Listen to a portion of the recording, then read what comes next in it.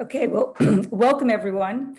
Thank you all for being here with us today. I'm Allison Harwood. I'm a senior fellow in the Milken Institute Center for Financial Markets.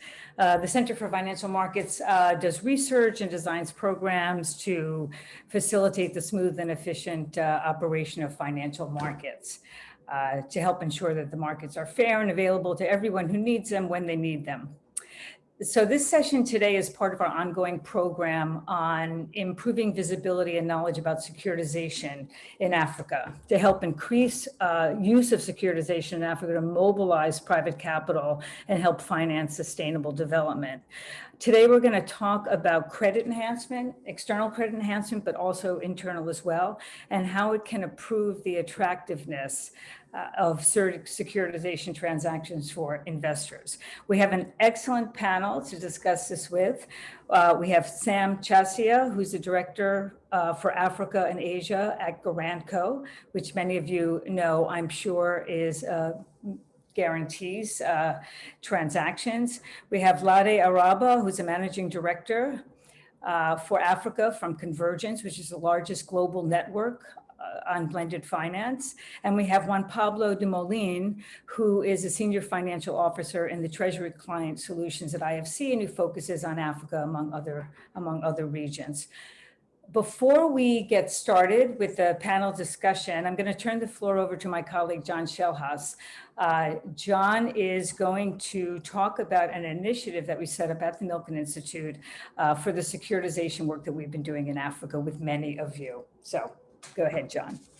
Hi, everyone, and thanks again for joining us and for being part of this network for now over a year. I'm going to let you know a little bit about something we're organizing at the Milken Institute. It is a continuation of the work we've been doing, and what we're doing is we're trying to put a name on it and to build more momentum and to build off of what we've already started. And we're calling it the African Securitization Alliance. It'll be convened by the Milken Institute Center for Financial Markets, where Allison and I are colleagues. And we'll continue to do the work that we've been doing, informing stakeholders of the benefits of securitization, identifying barriers to developing securitization markets, and then working together as a group to identify solutions to overcome those barriers. This network includes we hope will include all of you. And we see this as African government agencies, private sector market participants, such as rating agencies, arrangers, issuers, and others, development partners, and financial sector experts from Africa and from around the world to work together to help develop securitization markets. I'm very proud to say that we have 4 founding members from regulatory bodies across the continent, and we're very proud to showcase them as participants in this alliance and founding members. That includes the Capital Markets Authority of Kenya, the West African Regional Council for Public Savings and Financial Markets, CREPMF, the Securities and Exchange Commission of Ghana, and the Capital Markets Authority of Uganda. We would invite all of you who are watching to put forward your own organizations to become a member of our alliance on this important topic. As you all know, securitization markets, we think, are key to expanding access to capital on the continent and also catalyzing more financing for the SDGs. So if you would like to see your organization's name listed here as either a program or as a program partner, we're also looking for funding partners to sustain this work. Please contact me. My name is John Schellhaus. It's JSCHELLHASE at milkeninstitute.org, and let me know that you want more information or that you want to join us as a formal member. And we look forward to working with you all. I will say our members get some nice benefits. For example, we're working very closely with the Securities and Exchange Commission of Ghana for our next webinar, which will be a workshop on a securitization transaction that has been executed recently by the government. And more on that to come. So thanks all. I'll pass back to Allison now. Thanks very much, John. And thank you all again for those of you who've been participating actively and making all this happen over the last year and a half. And we'll be reaching out to people as well to talk more about this and to get you officially listed in the group. Okay, so before we get started with the panel discussion, I just wanted to put out a few quick points as an introduction to frame the topic. So as everybody knows, we talk about this all the time. There's about $2.5 trillion or more money needed from private capital to help finance the sustainable development goals. And securitization is seen as an important potential tool to help mobilize this money because it has the ability to be structured in a way that can meet the risk and return needs of institutional investors and other investors as well. You know, but financing the SDGs is not only about raising lots of money, but it also involves investing in a lot of new areas, you know, new countries, new sectors, new technologies, a lot more less developed countries and a lot of investors are used to investing in. And this creates a lot of concern among investors about risks, about many of the risks are unknown, but by a lot of investors, they're perceived to be high. You know, and so credit enhancement can be used as a tool to help reduce some of this risk and to help investors feel more comfortable about investing in a securitization transaction. And by doing that, help to get securitization to be an instrument that can be used to finance SDG areas and scale overall private capital for the SDGs. So that's what we're going to discuss today. We're going to discuss about credit enhancement, particularly external credit enhancement, but also internal as well, as the two are very linked. And in the Africa context, sometimes, as we will discuss this today, sometimes external credit enhancement doesn't work when internal does. We're going to cover three main areas as we go through the discussion. We're first going to do an overview to credit enhancement and what it is, its benefits, how it's used. Then we're going to spend some time looking at particular transactions that each of the panelists are going to highlight that evidence the way credit enhancement has been used to help support a transaction and get it sold. And then we're gonna have a conversation about the usability of particularly credit enhancement, external credit enhancement in Africa. What are some of the opportunities and what are the challenges in moving forward? We are planning to have about 30 minutes or so for Q&A. You can put your questions all along the time into the Q&A button, and we will cover as many of them as we can at the end. There may be some that come in along the way that we think are really good to bring up during the panel discussion, and we will do that. So let's get started. Let's bring our panelists, all of our panelists, onto the screen. Okay, there we are.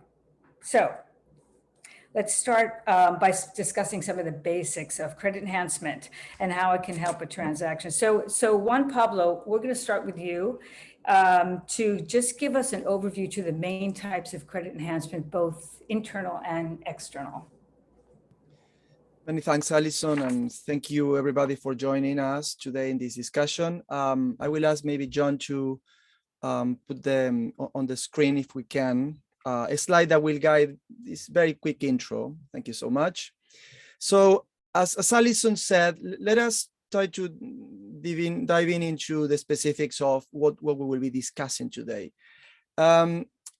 Many of you are familiar with credit enhancement. So we thought maybe the good way to start today is just to, set up the why we're discussing credit enhancement. So there's no doubt that credit enhancement is at the heart of securitization. Without credit enhancement, typically, there's no securitization, and typically, we can say there's no structured finance in general.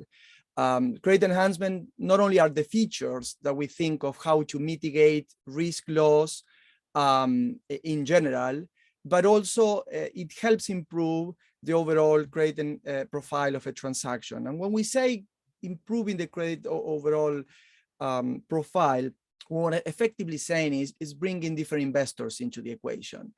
One of the key things that we're discussing, especially with the focus of Africa, it's how to bring more investors, especially risk-averse investors. We're all familiar that at the top of every structure, at the senior level of every structure, there's always interest. There's always a price to be paid for that. But the situation when you go down the scale of the risk, it becomes a little bit murky and it becomes gray and difficult. And that is one of the things that Credit Enhancement helps. Statistically, there's many ways to slice and dice these, but we typically have two ways to subdivide Credit Enhancement. Alison framed it very well at the beginning. We have external sources and we have internal. With externals, my co-panelist Sam will go deeper, but essentially it's a collection of instruments that you can add on top of that is not part of either the originator of the assets or the structure that you're thinking. This is typically guarantees, either partial or total, insurance policies, asset side policies itself, letters of credits, and there are many more that effectively what they do is it's being provided by a third-party institution with the same idea, is continue to provide different levels of risk mitigations for different levels of investors. On the internal, probably many of you is much more familiar to what you have seen, particularly in this region. This comes with the all the features that you can provide with structuring. Effectively, there's two ways, and that's why in the slide it's pretty much self-explanatory. Although there are many features that we can think of credit enhancement, there are two that are at the top of that, which are tranching and over-collateralization. Tranching is as simple as thinking of slicing. You think of any structure, either a bond or a loan or any financial structure, and it's slicing it in parts, subdividing it, just to slice the risk of who will take what and by when. So you create effectively a subordination, a junior level from bottom to top, in which you're going to divide and you're going to have a different level of risk appetite and therefore different protections. Tranching is as much as you can do with any structure that you can think. The other very big part of credit enhancement on the internal side is over collateralization. This is effectively when you sell more collateral, more assets than the loan or the bond that you're thinking. Simple example, if you have a bond for 500, you sell assets for 1,000. You can accomplish that by pricing it differently or selling actually more, or selling them at discount. This last one is the most popular. But then you have a collection of other instruments or mechanisms, excess spread, when the spread provided by the assets is bigger than the spread that the bond or the loan will pay. It's very usual in many transactions. Reserve accounts, especially for payment of principal, not just for liquidity, but just think of the repayment of principal of a loan or a bond. Having deeply subordinated lending, that means that even the originator can take and can lend to the structure, but being at the bottom of the structure. And of course, triggers that might help the structure to protect from what we're trying to accomplish here, which is reducing the probability of losses, increasing recoveries, or a combination of both, just to increase the probabilities that the cash flows are good enough to repay what is owed. That is effectively what we will be discussing today with, as I said, and with the focus on trying to explore which ones are more effective, which ones were better, and what we can think for the future. So let me pass it on directly to Sam, who will probably explore a bit more on the external sources. Thank you. Yeah, thank you, Juan Pablo. And good morning, good afternoon, and for everyone. Again, my name is Sam Chasia. I'm a director at Garanco. And what Garanco does, for those of you who don't know, we're a guarantee fund that whose mandate is to kind of catalyze private investment into infrastructure, and we do that via the use of guarantees in the different transactions we participate in, mostly in Africa and Asia. Is kind of where we focus our attention. I guess the question for, again, what we provide as a guarantee is kind of one of the examples of external credit enhancement, and what this allows us to do is obviously provide what I call is external support to a transaction or a particular securitization. The idea here is that if, for example, all the different kind of internal credit enhancements that Juan Pablo discussed, we are also able to, on top of that, to really either immunize the investors either partially or fully. We also now provide a partial or full guarantee in addition to whatever structures are available within the structure.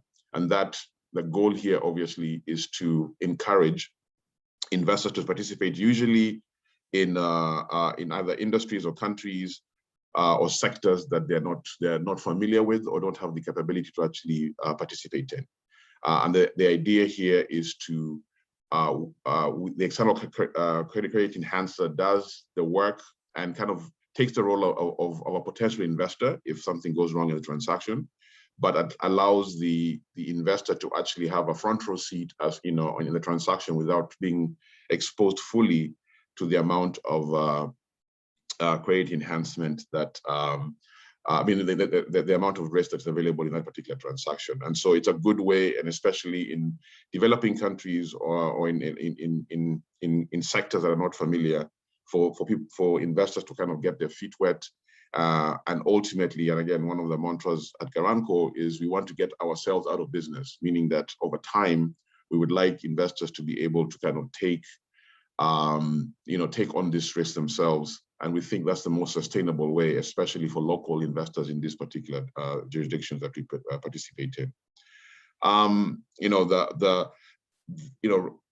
External credit enhancement can work very well with internal credit enhancement. And actually what we basically do, we as Garanco, for example, we actually try and structure the transaction internally, and we work very closely with sponsors or the arrangers of transactions to actually provide the best type of credit profile internally, so that, again, the idea here is that we are basically stepping in and providing some kind of training wheels, that we can think about it, to allow investors to actually see what a well-structured transaction looks like with internal enhancements, the type of protections that will actually allow a transaction to actually be bankable and viable.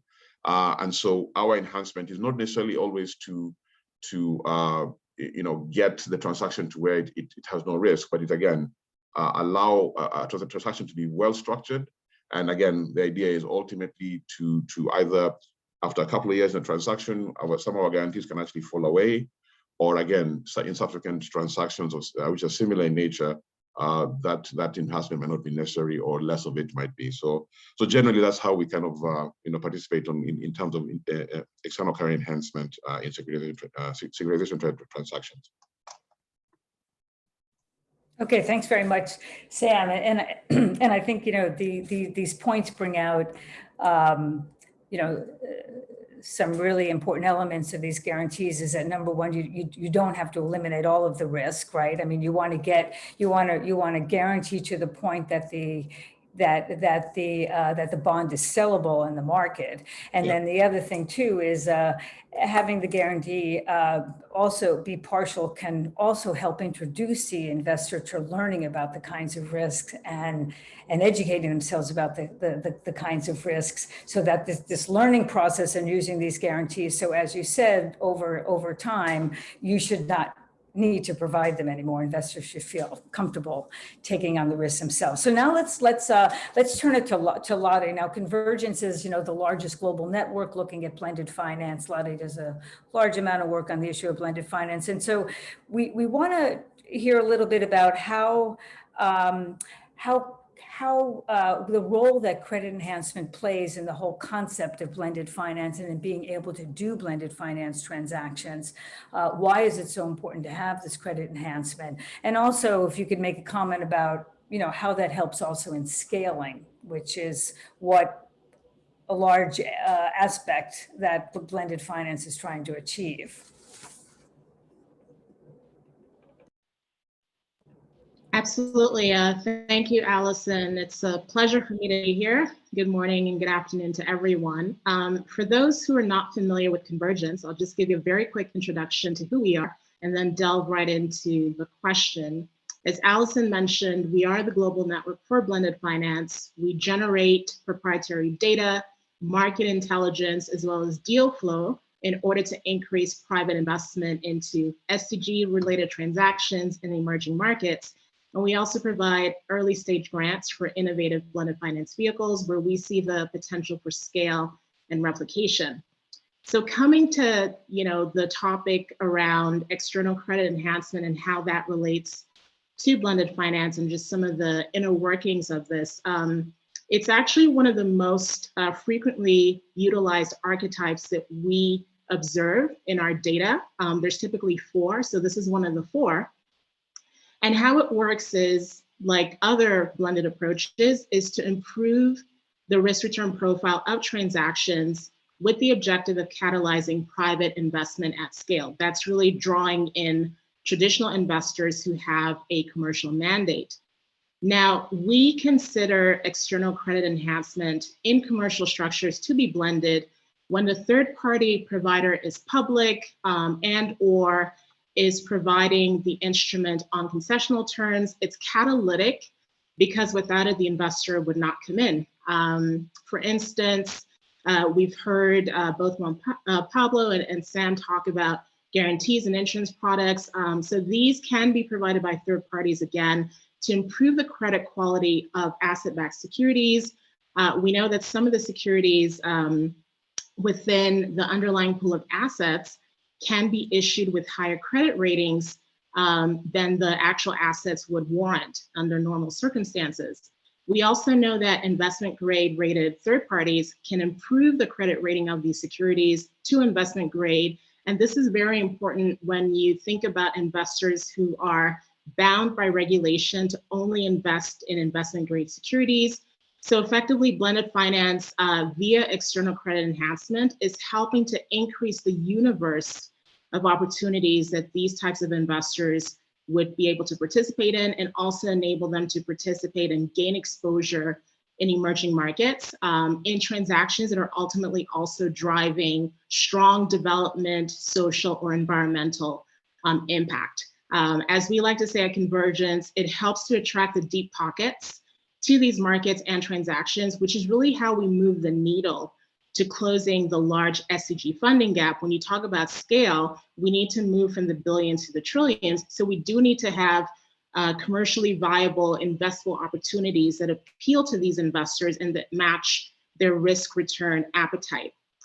It's also important to think about credit, external credit enhancement in the context of blended finance with making the SDGs investable.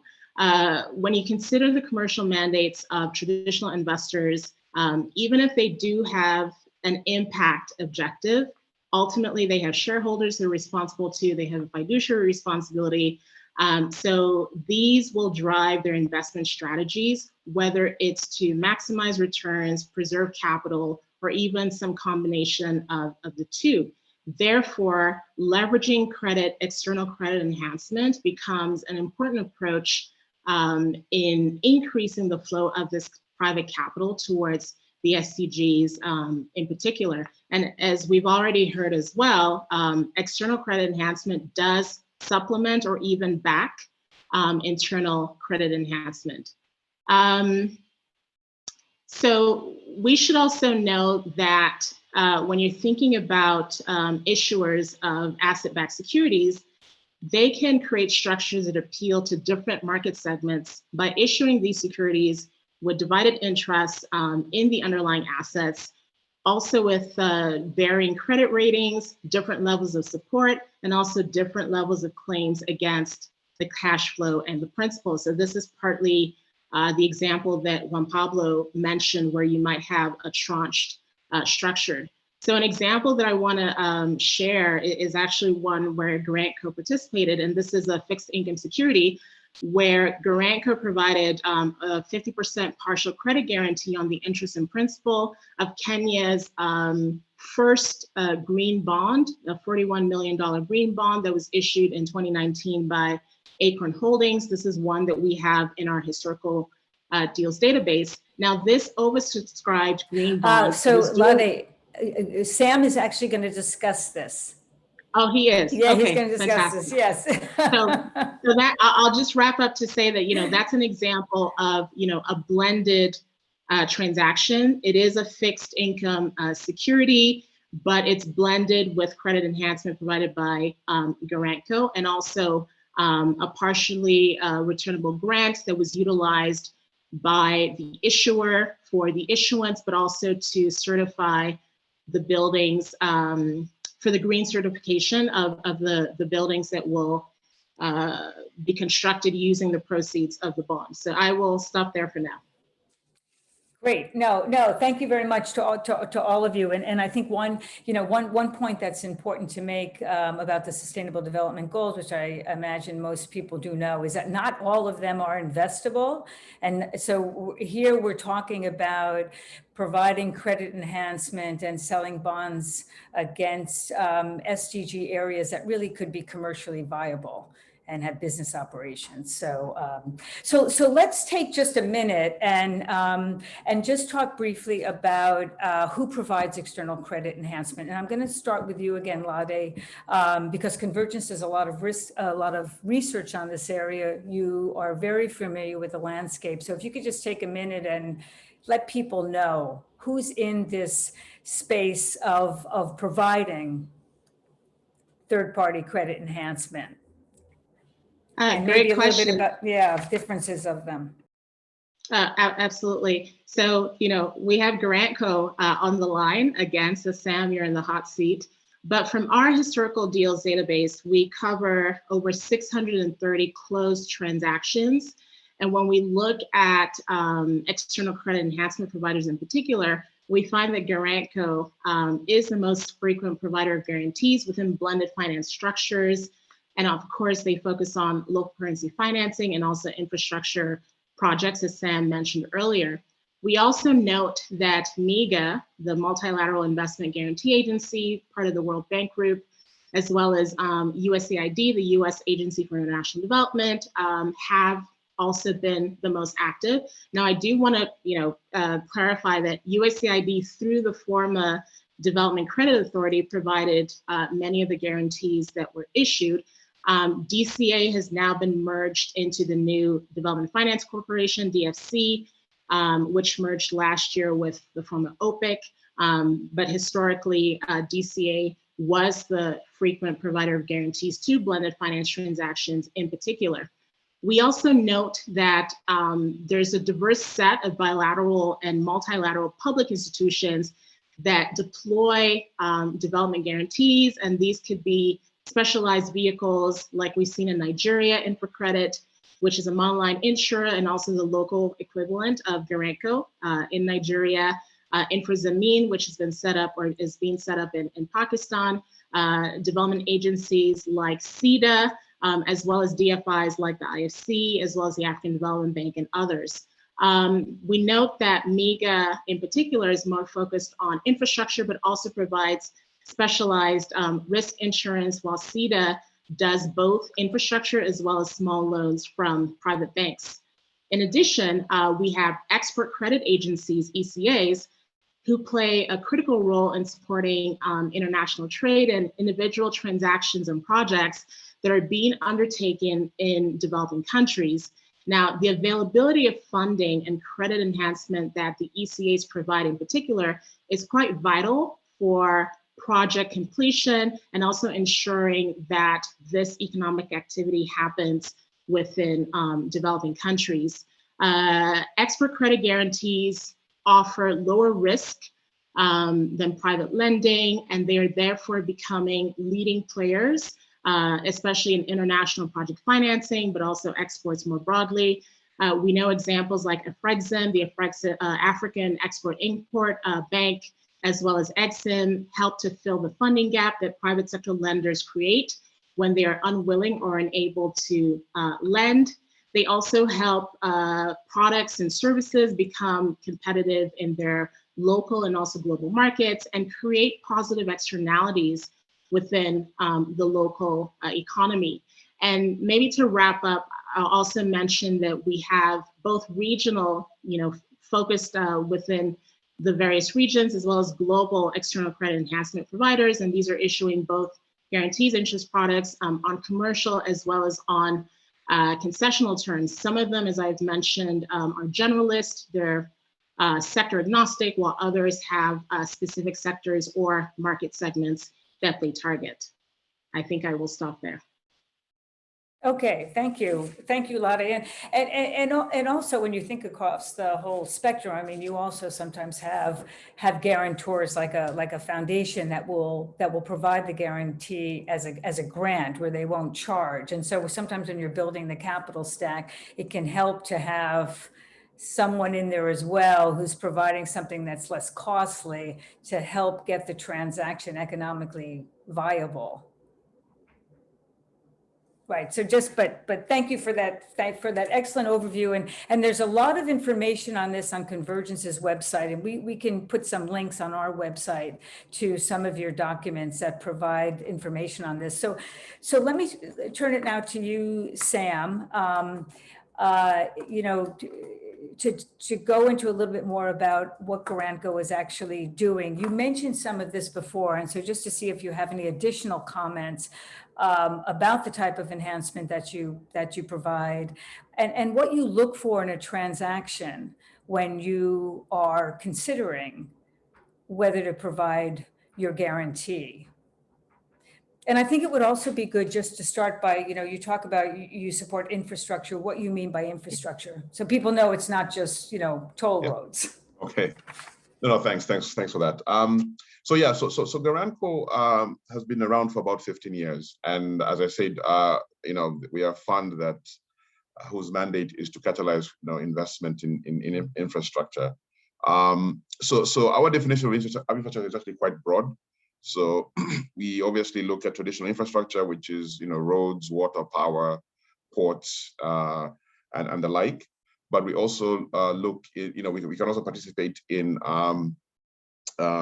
what we call social infrastructure. So we can do hospitals, schools, affordable housing, and also inputs into infrastructure. So, you know, steel plants, cement plants. So these are all part of the ecosystem that makes infrastructure possible.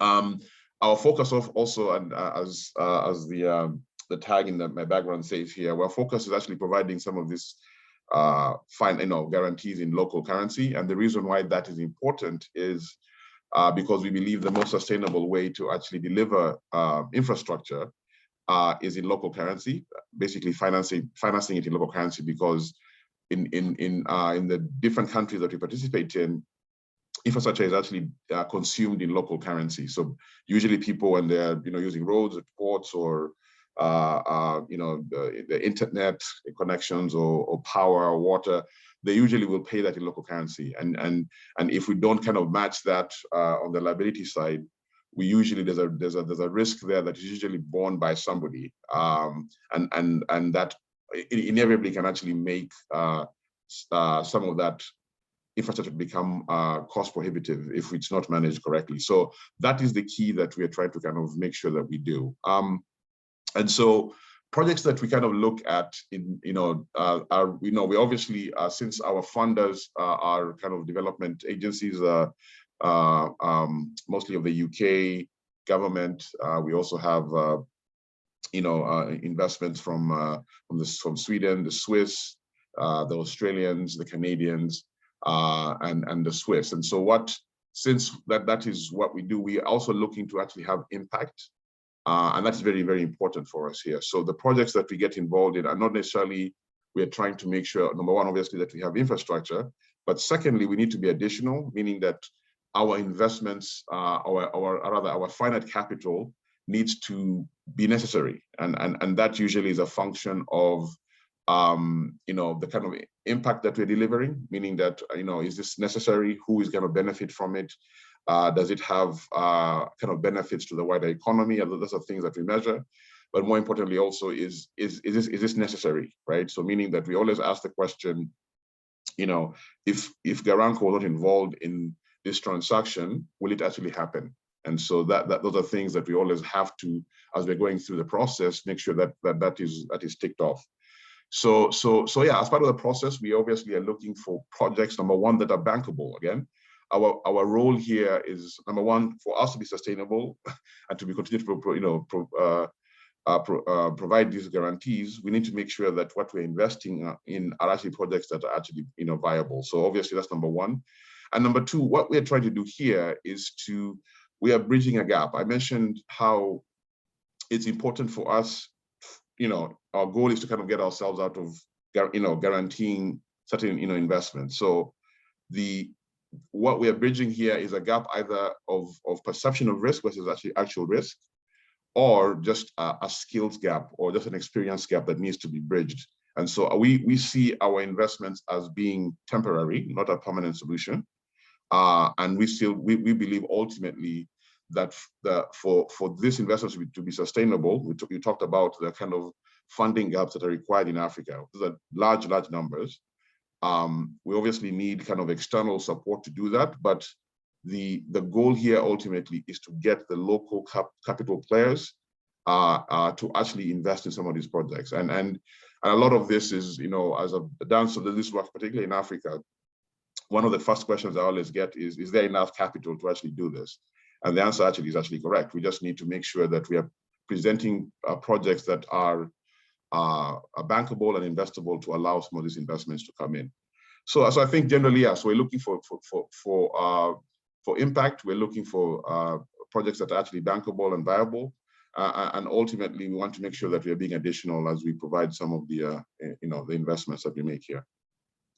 Oh, thanks very much, Sam. That's really helpful. And I think, again, it's good to emphasize that the role here of the credit enhancer in this way is to be a bridge, right? Yeah. To be a bridge to help get these transactions, help get investors more comfortable with these transactions, so that ultimately they're not needed anymore. So Juan Pablo, so IFC, and we'll talk more about this a little bit later. IFC is not doing much external credit enhancement in Africa, but two questions for you. The first one is, you are doing some external credit enhancement around these transactions in other parts of the world.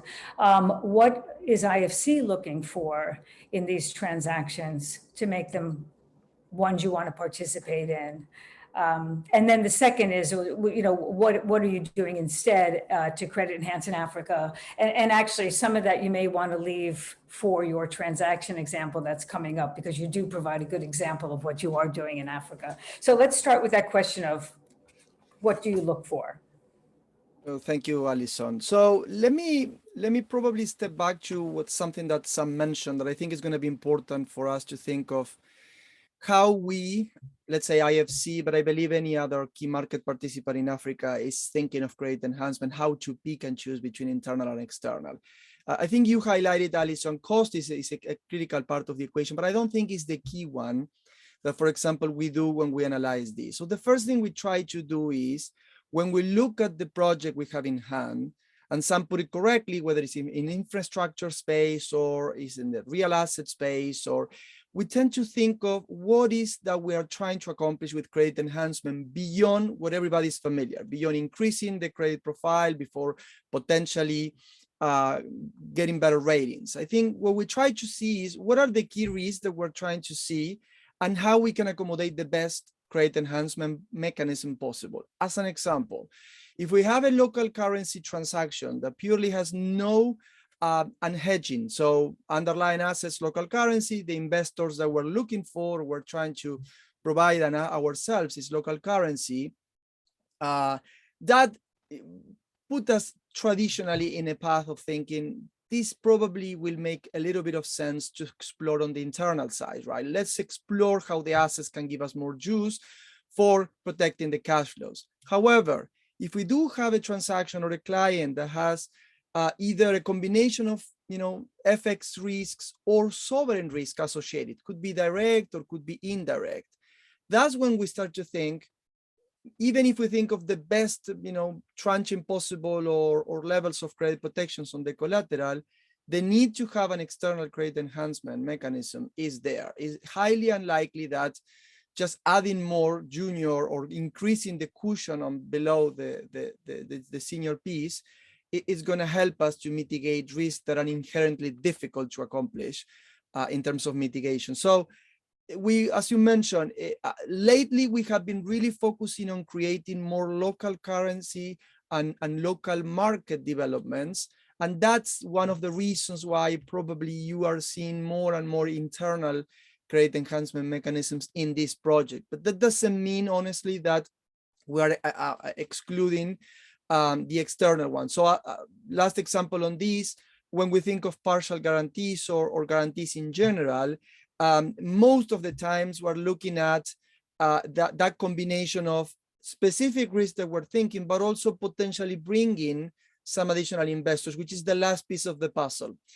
Even when you think of external or internal, one critical thing that we're all most of the time thinking is how we can increase mezzanine investors or mezzanine risk takers in the equation. We are, most of, ourselves as a DFI, we're most of the time providing a lot of support through the senior investment side. And the ticket size might vary between the region or the client or the industry type.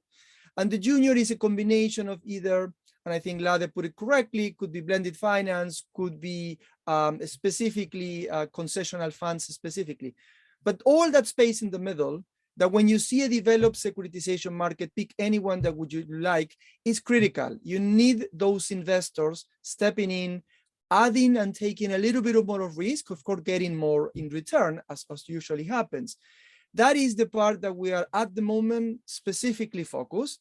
And that's when you don't have it initially, an external credit enhancement mechanism is extremely effective.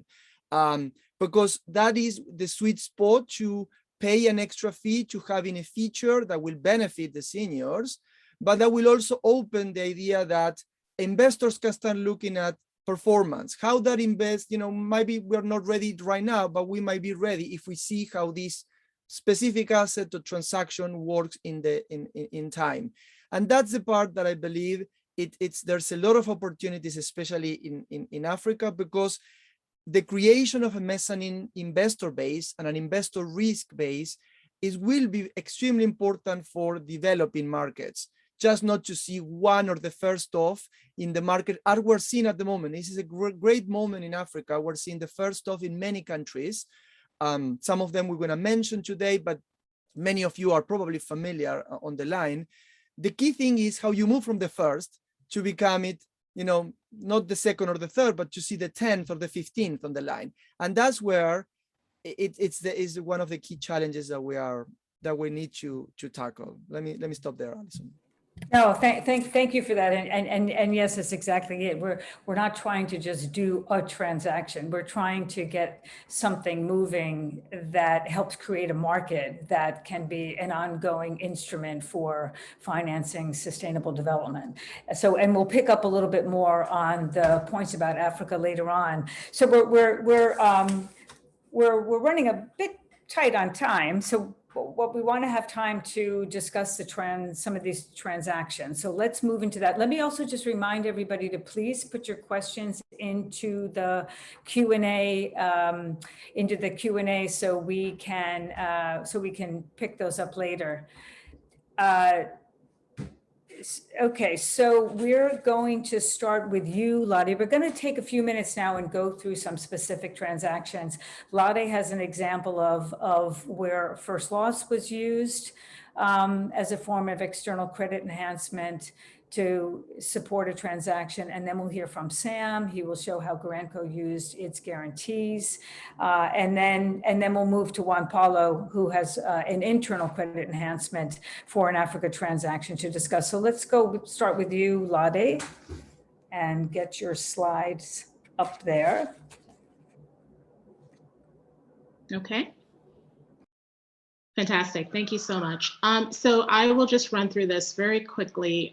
This is an example of an infrastructure project finance securitization done by Bayfront Infrastructure Capital that basically offers investors exposure to a portfolio of project and infrastructure loans to borrowers in Asia, Pacific, and also the Middle East. It's backed by a portfolio of about $458 million worth of bank syndicated senior loans. It has a 4-tier capital structure with 3 classes of notes that are rated by Moody's and are listed on the Singapore Exchange. The subordinated notes are not rated, and these are held exclusively by the sponsor, Clifford Capital. This includes a first loss tranche that provides an additional risk buffer to investors in the senior tranches. And when coupled by some additional external credit enhancement, for instance, provided by the Singaporean Ministry of Finance for the warehousing facility for some of the contracts associated with the projects, as well as external credit enhancement provided by export credit agencies and multilateral financial institutions to improve the overall credit rating and also provide comfort to the participating institutional investors. Now, the transaction gives these investors exposure to a diversified portfolio that consists of 37 infrastructure projects loans in 16 countries across the region. And it was necessary to have external credit enhancement as well, because 36% of the portfolio is exposed to countries that are rated BA3 and below by Moody's, Bangladesh, Jordan, Mongolia, Papua New Guinea, Sri Lanka, Vietnam. And MIGA finally also provided a non-honoring of sovereign financial obligation guarantee, as well as political risk. So we can see how having various forms of credit enhancement, internal and external, were needed to attract investors, and ultimately this turned out to be a very interesting transaction. So I think I will stop there, Allison. Okay, so several different parties, right, contributed the credit enhancement, external credit enhancement in this transaction. And I guess maybe one thing that you can mention, because I think it brings up the obvious point about how affordable was the transaction when you have so many different parties protecting it. Well, they all participated. I don't have the figures on the pricing, but it seemed it that worked. It worked. It worked. Okay, well, that's okay. And so Sam, let's talk about your guarantees and how they've been applied. Thank you. You can put up the slide. Yeah.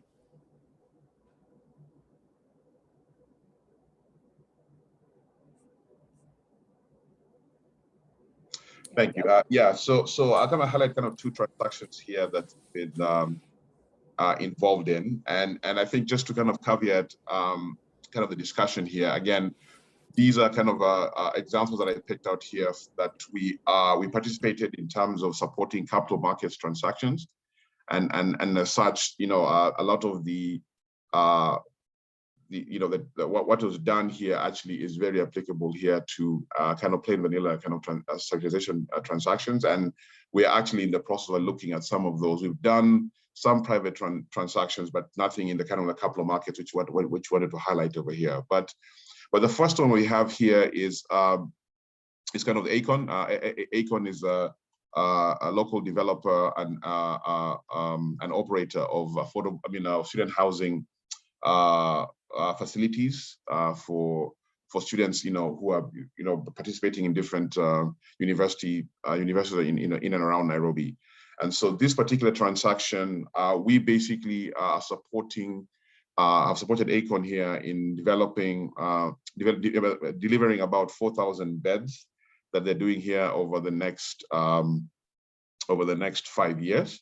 And this is a pool of different transactions that are being done. And so what we did over here is we provided a partial risk guarantee here for 50% of the principal and interest of the bonds that were issued to finance, to support this kind of a development.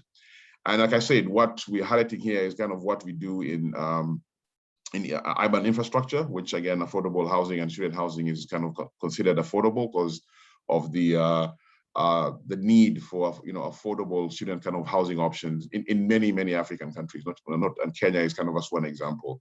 So this is an example where, again, in many ways, kind of highlights what we can do as Garanco, and this had kind of many fasts here. This was obviously a capital markets transaction, and we were basically able to do a cross-listing here in London and Nairobi.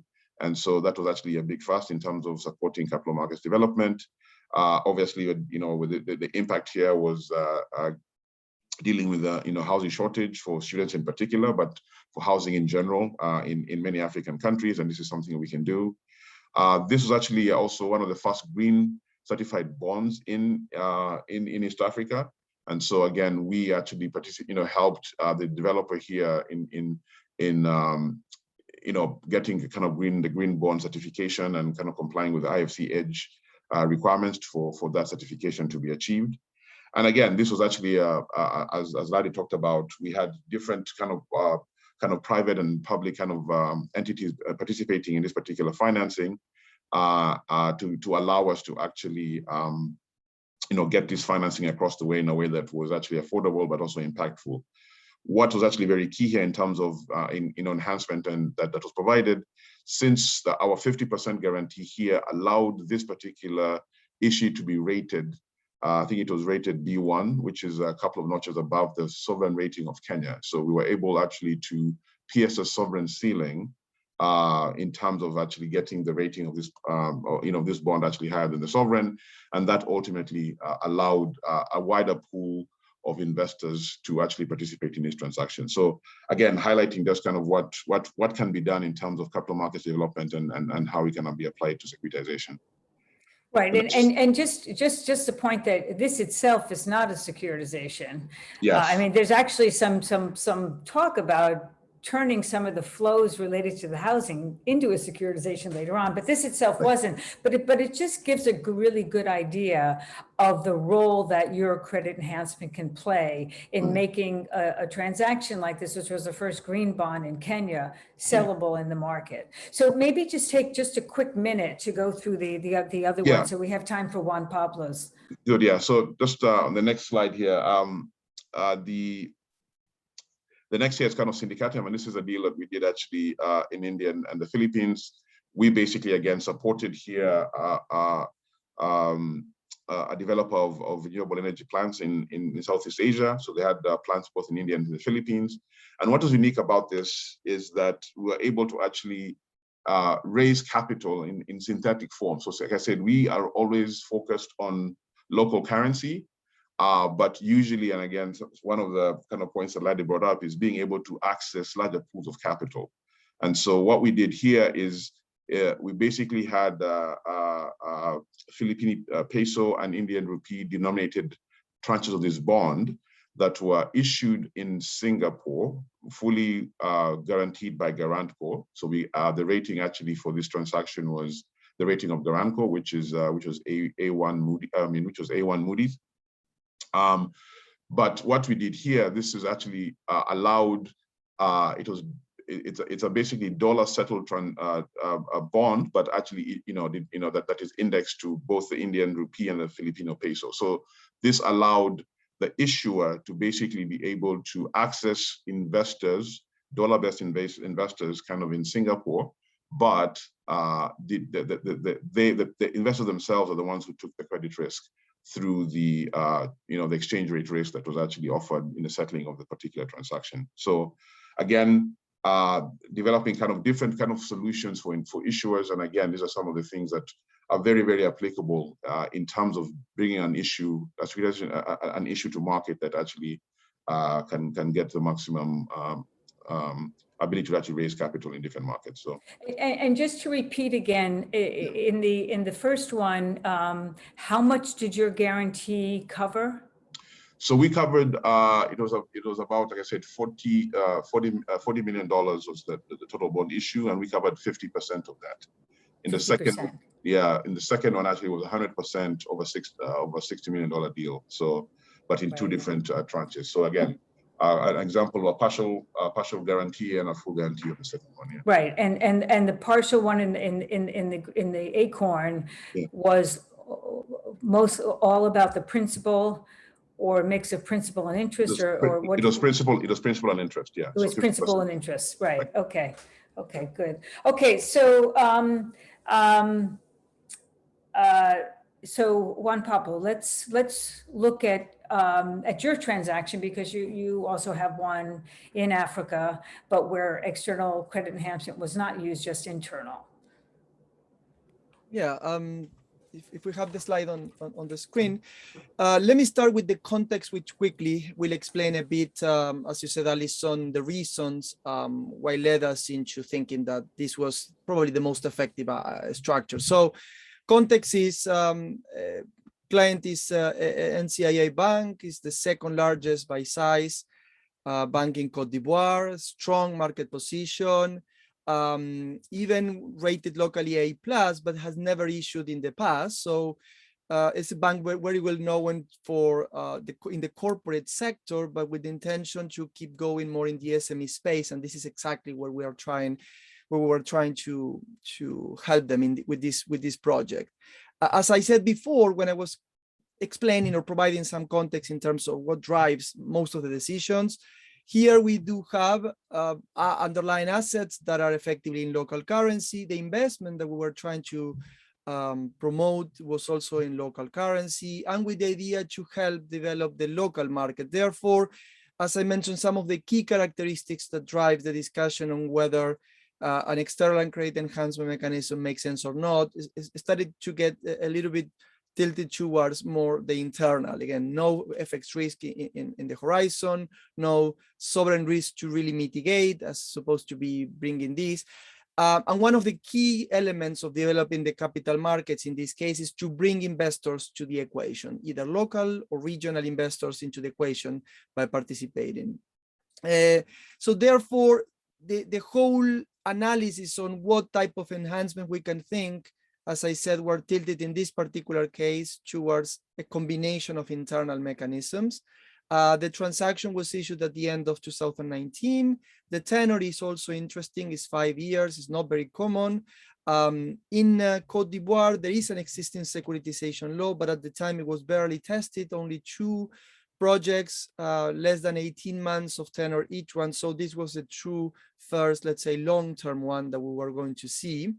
And one of the key things, as I mentioned, is with no track record in the market, the lack of market and investor base. It's a critical thing that we were trying to mitigate and move forward.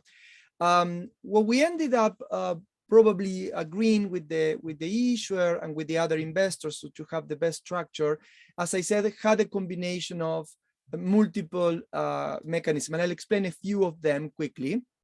And also that will also give a context on how we calculate these things. So the first one that is typical due to the local regulations was to think of over-collateralization rather as first loss or tranching. That comes from tax. This is something important in the process to understand the tax and legal regime in the country. And therefore, in this case, was much more convenient for all participants to go the route of over-collateralization. But as I put it here, although it was 35%, you can convert that into first loss. Very simple calculation. You divide the note size, in this case, 40 million SOF, divided by the assets, 54 million, and then you subtract that from 1, and then you get the 26%. Simple math, but it will give you the idea on what was the real tranching if we were going to translate into first loss, which is probably what something is more, everybody's more familiar with. And then we started to think of how many other things we need to mitigate. And we ended up including over-collateralization. The transaction benefited from 7 levels of enhancements. We had DOC, the over-collateralization as mentioned. We had an initial excess spread of around 4.79%, but it was to be reduced as long as the assets were going to repay, so it was temporary. We had a cash reserve account of a minimum of 2 quarters of principal and interest due on the notes to provide additional support, especially for liquidity management. We had an additional cash trapping mechanism, which effectively put that all excess income on the transaction or on the assets were going to be trapped for the full repayment of the note. That effectively accelerates a little bit the payment on the notes. We have then the commitment of the originator, NCIA, to replace non-performing loans, certain non-performing loans and prepayments. That provides a little bit of stability to the cash flows, which is something critical in securitization that investors are always concerned, how you can make mechanisms or introduce mechanisms to make our cash flows predictable, and this is one of them. And lastly, the transaction benefited from a reserve portfolio of around 25% for loan replacements. This is to make the kind of revolving mechanism in place, and a liquidity line provided in this case by the third party, a related holding, to also enhance the transaction. So these are, as I mentioned before, is why we ended up picking these is because we ended up analyzing which key risks we were having along the way. This is part of what the structure really accomplishes you to do. It's not just picking and choosing at the beginning, we're going to do one or the other. We just laid out what are the risks, what is the context, and we start discussing with the components something that makes sense to mitigate risk, but also makes sense economically. And that was the combination of things we ended up having. Thanks, Alison. Thank you. Thank you. Thank you very much. And I think all of your examples really highlight the role that credit enhancement, external and internal, can play in these situations, because all of these are situations where the instrument is new, right? Like in Cote d'Ivoire, I mean, you're testing out the instrument. The sector is new, like the green bond in Africa, or the infrastructure, which Lade highlighted. You know, you're talking about extending maturities in markets. So I think these all just really show the different ways that the credit enhancement can be used. But, you know, and also that, you know, it takes a lot of work to put this in place in a way that really does the job. And as you're saying, Juan Pablo, this is something that you really have to be thinking about, how is this going to influence a transaction all through its life. So that's I think that's very helpful for people to see. There's a question before we turn to the next talk, the next conversation about the usability in Africa and focus on that. There's a question that came up that I wanted to ask all of you, and it's about information, which is a very important one. You know, that as you're thinking about addressing the credit risk of these securitization transactions, what is the importance of information, particularly like performance data, in helping to make these transactions happen? And is the information that's needed different for a local versus an international investor? This is a big topic today. So who would like to start or have a crack at this question? Oh, Sam, you're on mute. Go ahead. Yeah, sorry. Yeah, I'll take a stab at it. No, it's no. I think we're all laughing. We're all laughing. No, it's information. Obviously, is critical. And I think one of the challenges that needs to be overcome, I think, for these markets to become, for this kind of markets to grow, is this kind of information gap that usually exists in a lot of jurisdictions. And so, yes, we and I can just talk from some of the experiences I've had, for example, in Kenya, where there's a lot of kind of information. So there's kind of two types of information. There's kind of information for kind of reporting information once the transaction actually is in place. And so as part of, and this again, what Garanco kind of brings to the table here, and this is why investors are very comfortable, investing in transactions that we are supporting, is we obviously bring to the table kind of expectations of kind of information reporting and quality of information that is going to be a part of the requirements that we need the sponsors or the arrangers of these transactions to basically adhere to before we can actually participate, because we are not a passive investor in these transactions. We actually spend a lot of time in the development stages of these transactions and take the view that we could potentially be a lender, because our guarantees are usually on demand, and so we basically, as soon as we have any kind of interruption in the cash flows or ability for the issuer to basically repay, we step in the shoes of the investors and pay the investors out. So we spend a lot of time doing that, and yes, we have a pretty extensive list of information requirements that are going to be required before we actually participate, once we actually are part of the transaction. The second part, which is kind of usually more difficult, especially for kind of newer asset classes, for example, is kind of getting kind of performance information kind of to make a credit decision. And that is it's usually difficult because in most jurisdictions, either these are very novel structures, or the asset class itself is actually quite new, or the information that is available is held in private hands and not available to kind of the public domain. So yes, it's a challenge that we try and overcome. And again, being Garanco, we are able to kind of bring in other sources of information again, and in that kind of bridging role that we play here in catalyzing investment, we hope that our participation will allay some of the fears of investors to kind of, number one, obviously see the performance on a transaction that's going on without having to be exposed to the credit risk. And then number two, yeah, as we also are very, very keen in terms of working with partners, for example, in the off-grid solar sector. There's a lot of kind of activity, but again, we need to get information, and we work with the kind of industry organizations that are doing this to get this information out there. So it's a challenge, but again, part of the reason that we play this catalytic role is to make sure that we can actually help bridge some of those gaps, and hopefully over time, some of this information will be available for everybody to kind of take on themselves and benefit from as some of these sectors mature. The performance data is critical in these securitizations, because the stronger the performance data is, the lower the risk of the transaction is going to be. So this is one of the reasons why we really encourage countries, as they think about financing their sustainable development goals, those areas that are most important, to start building that data now, so that they have good data as they want to get out into the market and start financing those development areas. The other real important angle here is all the data that's going to be needed that's around sustainability areas like green.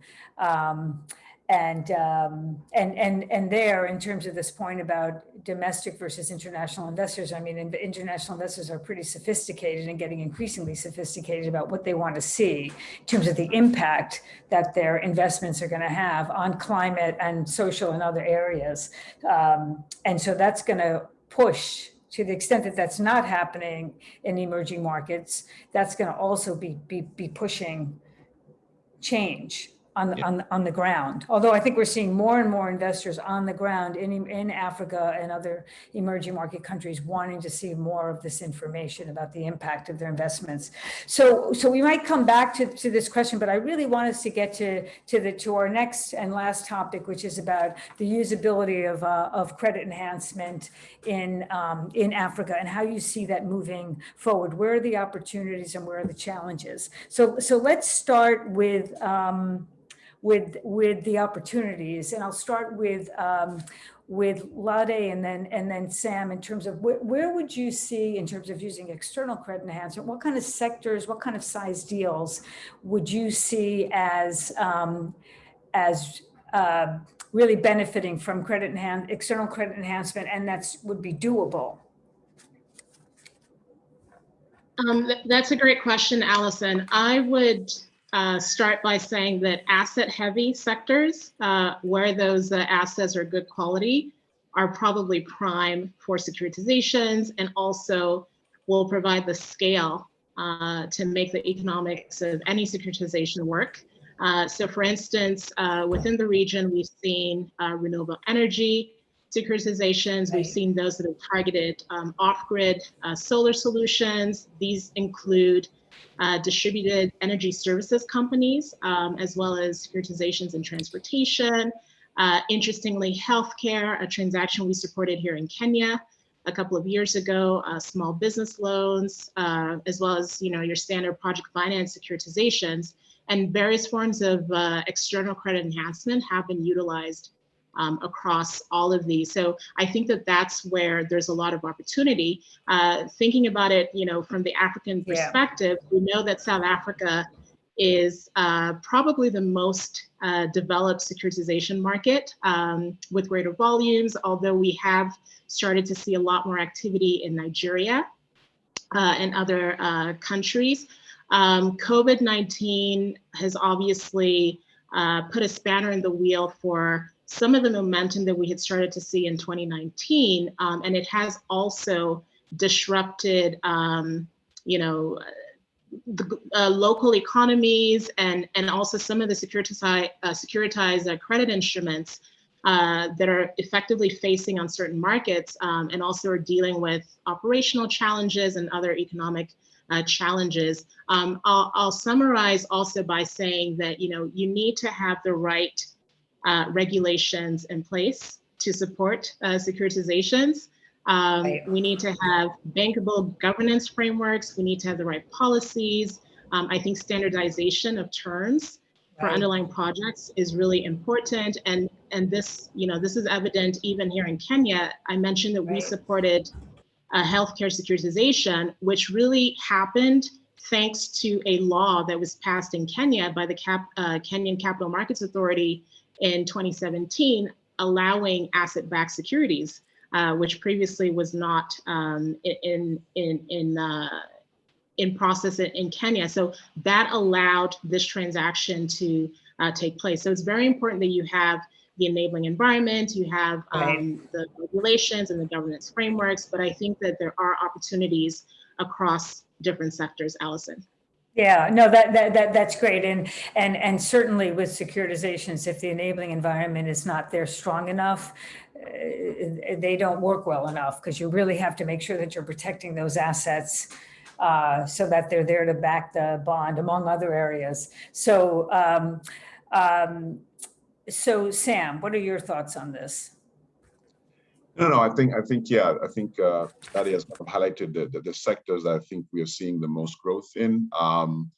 Again, one of the areas that we've actually been focused on is obviously the off-grid solar sector, which is actually growing quite considerably, and kind of mini grids also on top of that. I think I think the two things that obviously we are really interested in, it's a good convergence of kind of all the different areas that are really of interest to us, which is obviously developing impact, being able to develop the capital markets and bring new kind of investors into some of these sectors in a sustainable way, because a lot of these issuers are actually now resulting to kind of local currency issuance, which were not available before. I mean, they're kind of being financed in hard currency, and now they're focusing now on local currency. So that's an area that we think there's a lot of kind of growth, and we see a lot of prospects in there. We're seeing some, activity in the affordable housing sector, and so yes, we are seeing quite a bit of activity. I think one of the kind of one point that I'd kind of highlight here, and kind of one of the things that we believe, apart from what Lade said in terms of what is needed to kind of see securitizations actually grow, is we need to really focus on trying to help developers and arrangers get bankable transactions. And so what we've realized here is that if we just kind of sat back and waited kind of passively as a guarantor for transactions to come to us that are bankable, we'd actually be waiting for a long time. And I think what we've decided to do as Garanco is really focus on spending the time it takes with 6 to 8 months to a year before a transaction comes in, to do some of that work that Lade is talking about. So working with sponsors in terms of their projects, trying to get the enabling environment conducive to issuance, working with local regulators, working with institutional investors in terms of just prepping them and sometimes providing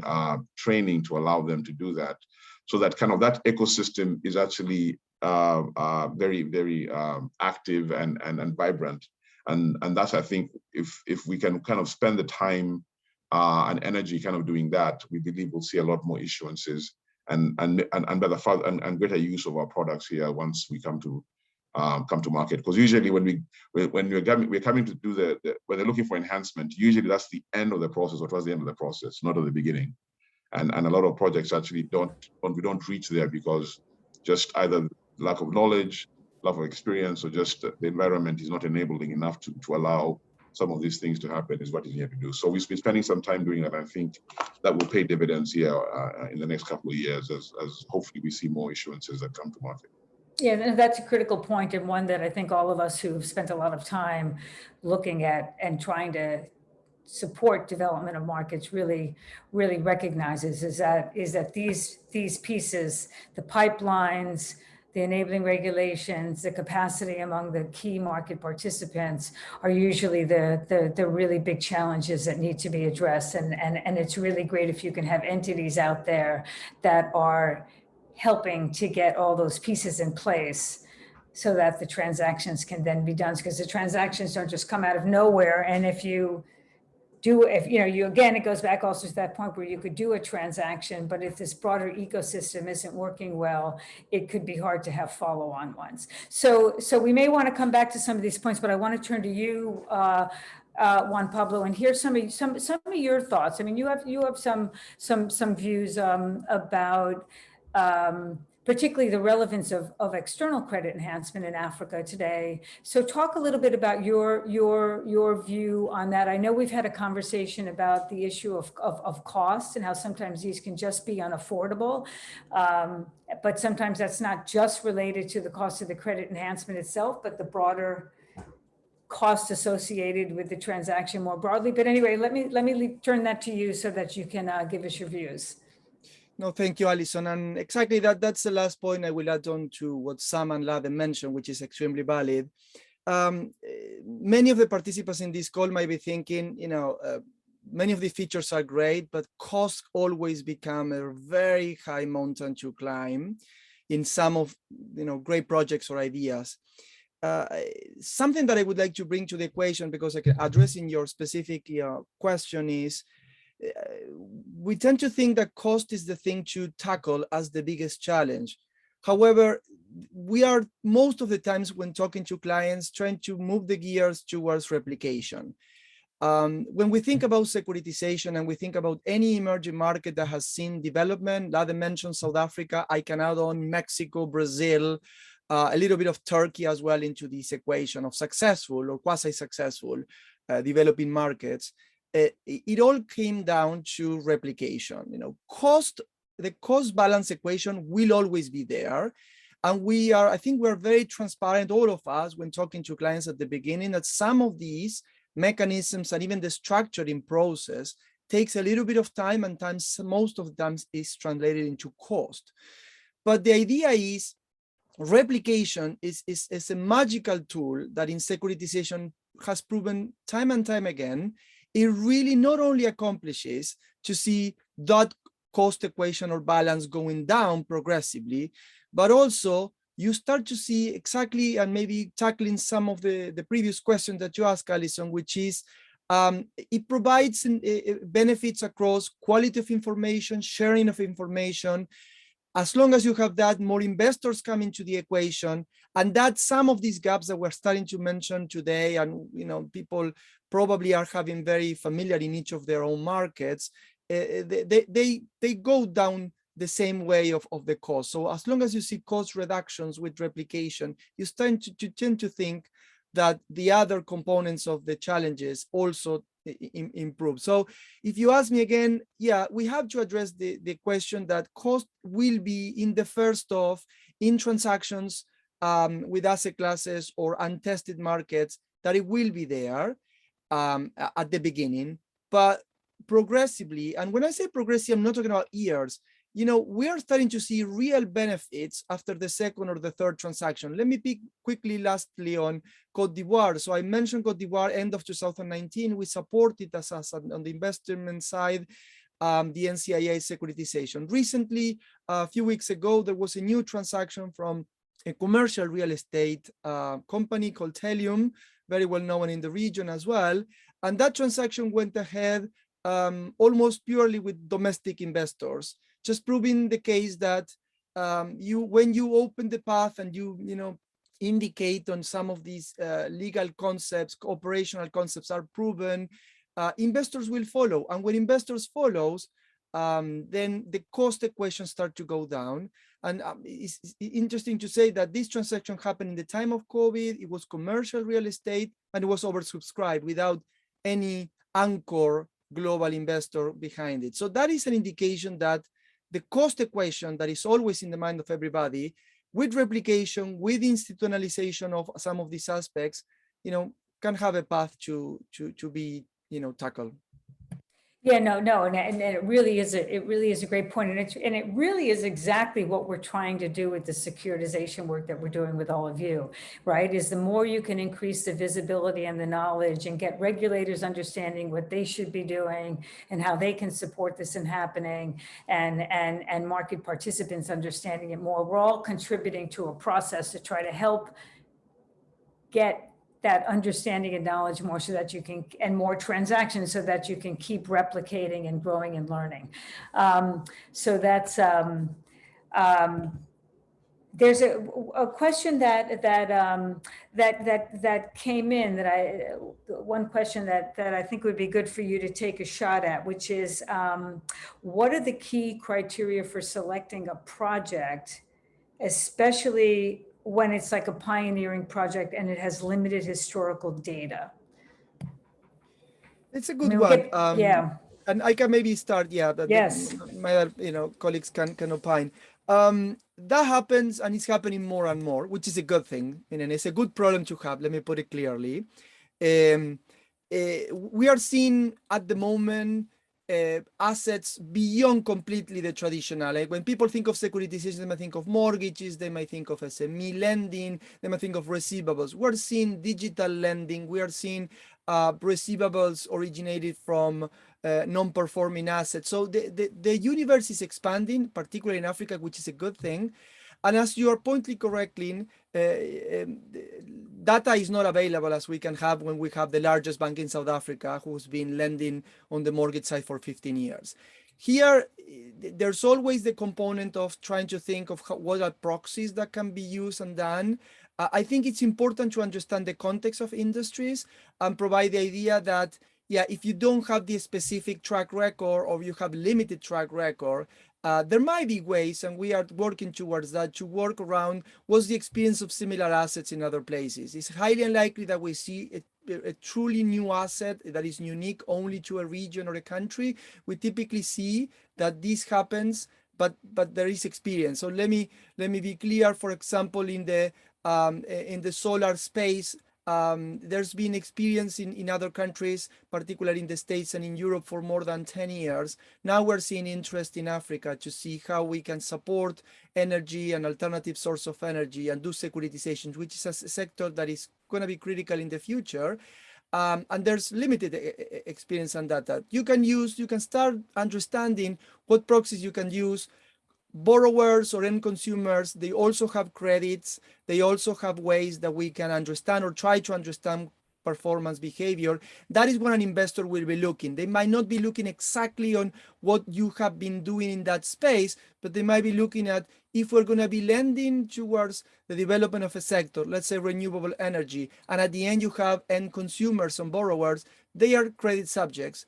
And there will be ways, and people like us and institutions like us work toward providing and understanding that borrower base and credit behavioral patterns to see if it can be used and it can be replicated, just to address the gap of not having the specific track record on that space. That is a good example because it's topical and it's current, and it gives you the idea that you might not have 100% of what you need, but you might have proxies that might help you address the specific area that you're trying to address. Let me stop it there. Thanks, Juan Pablo. I think Allison is having technical difficulties, so I'll step in at the moment. We're also almost out of time. So if anyone could direct their questions to our panelists through the Q&A function, we probably have time for a couple more. Some of you have asked about whether we can make slides available to registered participants who have attended. I think that's no problem. And also we will plan to put up the recording and provide a link to all of you in the future for that, so you can come back to these questions. One thing that I've seen in a couple of the questions that have come through, and I'll open this to everyone, is whether, what should potential issuers do if they want to start a conversation with all of you? What do they need to prepare? And when should they reach out to you?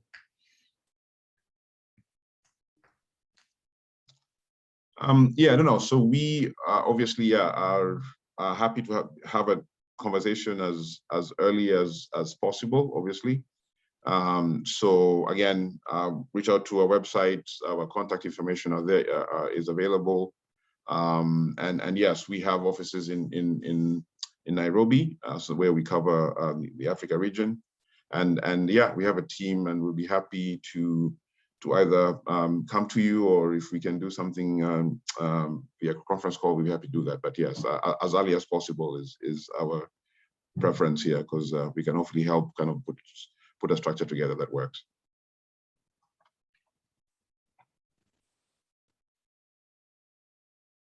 Yeah, maybe to add on to what Sam mentioned, very similar, John. The key thing here, I believe, is more than the timing, is to have the business case critically prepared. That is at least when the case of IFC we look for. What is the business that we're supporting? What is the business case to be done?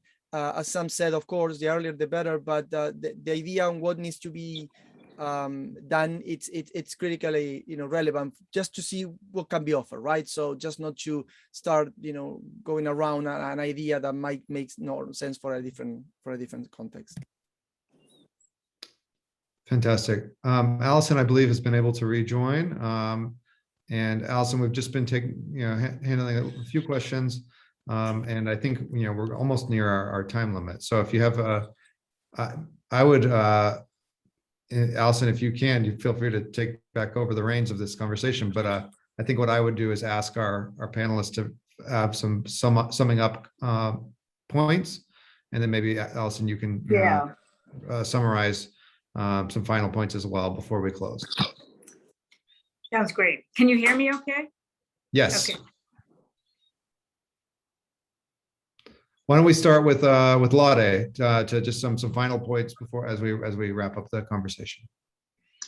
Thank you, John. It's been an absolute pleasure to participate in this very engaging conversation. I think my parting shot would be that as much as blending using external credit enhancement is a viable tool to improve the overall viability of transactions, we still need to ensure that the underlying assets are of good quality and that we're not blending and trying to securitize effectively junk. So it's still important for us to look under the hood and ensure that we do have good quality underlying assets.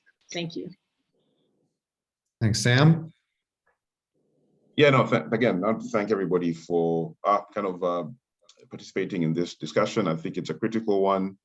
And yes, I think for Africa particularly, if we're going to try and achieve our goals here, and I think this is going to be a critical part of that discussion. I guess from Garanco's perspective, like I said, we are very aggressively trying to work with different issuers or different players and stakeholders in this particular value chain.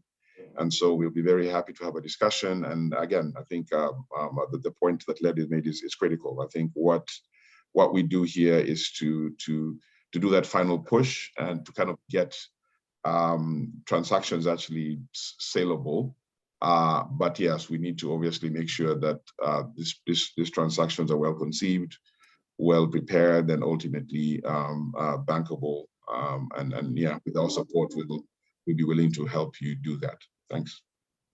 Great, thank you. And Juan Pablo, and then Allison will wrap up from our side. Very quickly, thank you very much to you, John, Allison, and the Milken Institute. This has been a fantastic, as Lade said, conversation. Hopefully it's going to be useful for most of the participants. Just extending the offer, as you mentioned, we're happy to help clients and to develop these ideas further. We're very easily to reach in the case of IFC, so many of the point of entry. But I would like to emphasize the fact of, there is a great opportunity, especially post-COVID and recovery efforts, I'm a strong believer that securitization will play a significantly more relevant role than before the crisis. Many institutions we are seeing at the moment who have still great portfolios and asset classes that can be leveraged. I think they're going to find that this might be a good way to channel and expand the investor base, and also for investors to look for other opportunities. So let me close with that. Thank you very much. Okay, and thank you all very much for your participation. I think we've all learned a lot today. Apologies that my Wi-Fi went out. So I guess, Juan Pablo, I will go back to the wires as you suggested. But we've been making this point all along about how securitization has a really important role to play in financing the SDGs, and that when you look at a lot of the SDG areas that need financing, a lot of them generate the types of cash flows and assets that can potentially be securitized, and several of those were mentioned today. So it's an instrument that we really all want to keep pushing on. The credit enhancement can be, as you've heard today, a very helpful tool, important tool for helping to make that happen. But again, we need pipelines, and the pipelines have to be for commercially viable projects that are attractive.